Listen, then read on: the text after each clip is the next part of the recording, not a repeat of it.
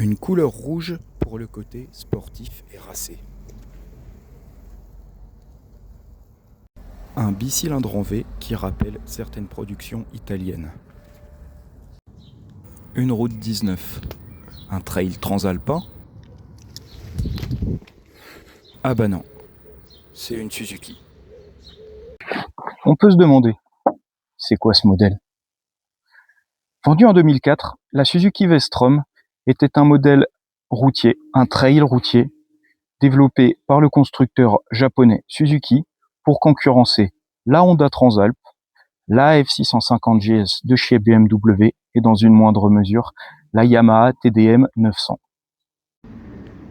Vendu 6 500 € neuf en 2006, ce modèle était un véhicule destiné à un public large.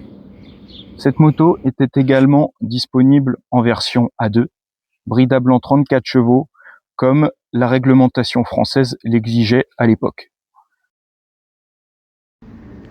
Issue d'une plateforme commune, cette moto partageait son moteur, un bicylindre en V 645 cm3 d'une puissance de 67 chevaux avec la Suzuki SV650, le roadster d'entrée de gamme qui a fait rouler des milliers de motards au cours des années.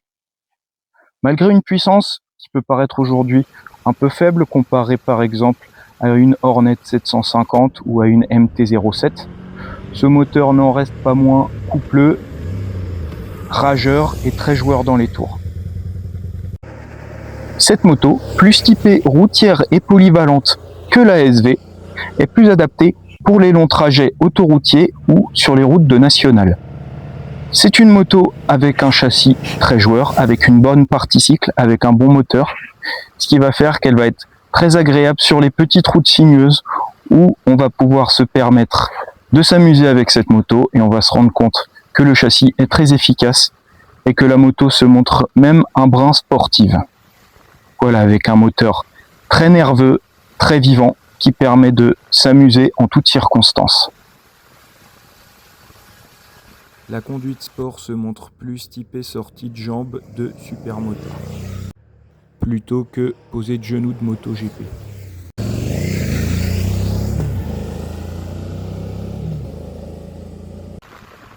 Également plus adaptée pour l'autoroute que la SV, la moto va se montrer plus efficace sur autoroute et plus confortable, notamment grâce à une position plus décontractée et plus droite, et notamment avec ces éléments de protection au vent. Par exemple, une bulle haute ou des carénages plus enveloppants qui permettent de mieux protéger le conducteur face au vent sur l'autoroute ou sur nationale.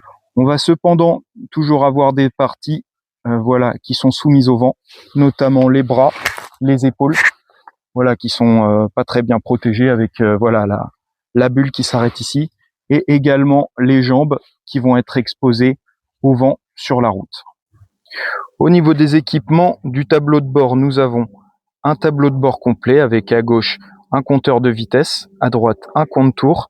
Au milieu, nous avons un écran digital avec l'indication de jauge à essence, rare à l'époque. À côté, nous avons la jauge de température du liquide de refroidissement, avec sur le haut une horloge et en bas le trip kilométrique. Voilà, à savoir qu'il n'y a pas d'indicateur de rapport engagé sur cette moto, ce que je trouve un peu dommage. Au niveau du commodo, nous pouvons trouver la commande pour le klaxon, la commande de clignotant, la commande pour les feux de route. À noter qu'il y a également une commande pour les feux de détresse dont cette moto est équipée, et on va voir la commande pour faire des appels de phare. De l'autre côté, côté droit, nous allons avoir le bouton pour le démarreur et le bouton pour le coupe-circuit. Donc voilà, équipement de base, sommaire mais suffisant. Un emplacement sous la selle permet d'y ranger quelques affaires comme le U, le gilet de protection et 2-3 autres équipements. Une fixation pour un top case a été rajoutée à l'arrière de la moto pour pouvoir prendre des affaires plus facilement.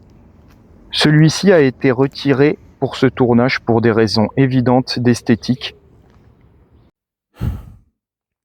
Mais bon, cette vidéo est un test, donc je suis obligé. Voilà cette horreur sur la moto. Je sais, bon, c'est très moche, mais par contre, c'est pratique. Comme ces fixations de stand qui ont été installées sur la moto, qui rappellent le côté sport et dynamique de la moto. Très utile, surtout quand on sait que la moto est équipée d'une béquille centrale.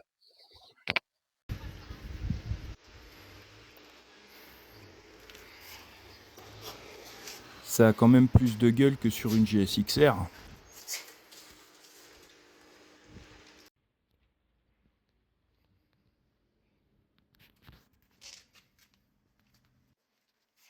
La béquille centrale permet un graissage et un entretien facile de la chaîne. Même si elle offre une très bonne protection au vent, la Suzuki V-Strom n'offre pas la même protection que par exemple une Yamaha FJR 1300 de l'époque ou une Honda Goldwing qui était plus typée routière. Mais qui coûtait bien plus cher. Concernant la conduite en ville, la moto se montre très agile et à son aise. Malgré un poids tout plein fait de 220 kg, ce qui est quand même important pour un 650 cm3, la moto se montre très agile en interfile et dans les petites ruelles. En revanche, attention en interfile, le freinage un peu faible, sans ABS, fait qu'il faut anticiper ces freinages. Les dodanes sont assez confortables à prendre et la moto se fait très bien au revêtement dégradé. Moto au perché avec un poids relativement important font qu'à l'arrêt, selon là où on s'arrête, on peut se retrouver dépassé par le poids et ça peut arriver de perdre la moto. Le freinage est assuré par 3 disques, un à l'arrière et 2 à l'avant de la marque Tokiko.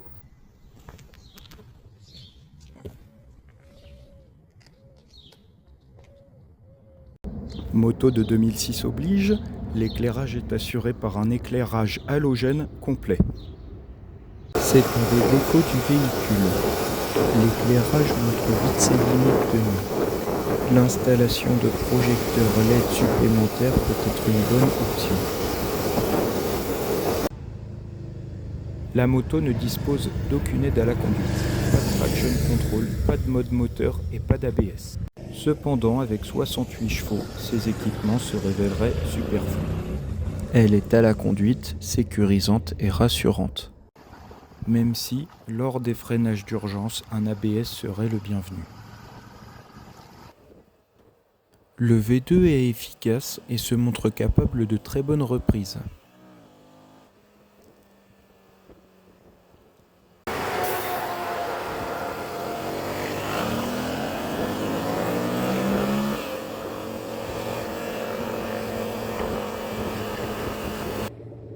Elle est remplacée en 2011 par un modèle modernisé, la V-Strom de deuxième génération. La V-Strom 650 est toujours vendue aujourd'hui par Suzuki, aux côtés de la V-Strom 800 et de la V-Strom 1050.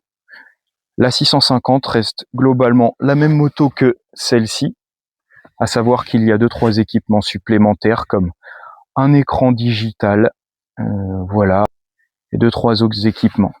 Et voilà, pour la différence de prix de 8 000 € pour la nouvelle comparée à celle-ci que vous pouvez avoir sous les 3 000 €, moi je partirais plus sur l'ancienne. Si vous désirez une moto fiable, robuste et confortable, la V-Strom 650 de 2006 reste pour moi la meilleure option. Pour 3 000 € aujourd'hui, cette moto est, je trouve, une bonne affaire. Pour 3 000 € vous avez une moto très fun, avec un bon prix, économique, rigolote, confortable, avec laquelle on peut enquiller beaucoup de kilomètres. L'assurance et l'entretien ne coûtent pas cher. En revanche, il faut prendre en compte que c'est une moto avec une conception assez ancienne, ce qui fait que les entretiens sont assez rapprochés, tous les 6000 km. Ils peuvent donc revenir assez souvent pour les gros rouleurs. Cette petite japonaise n'a peut-être pas le pédigré d'un trail routier transalpin, mais pour 1/10 du prix, elle procure tout autant de sensations. Malgré une puissance moteur 3 fois inférieure, elle peut procurer des sensations différentes à son conducteur, mais tout aussi importantes. La V-Strom peut passer pour une moto insipide au premier abord. Cependant, une fois à son guidon, elle se révèle être une moto bourrée de qualité, extrêmement fun et avec un vrai intérêt. Quoi dire d'autre? Oh, acheter une V-Strom. Ou deux. Ou même trois. Et si vous voulez être sûr de faire le bon choix, partez sur un SV650S.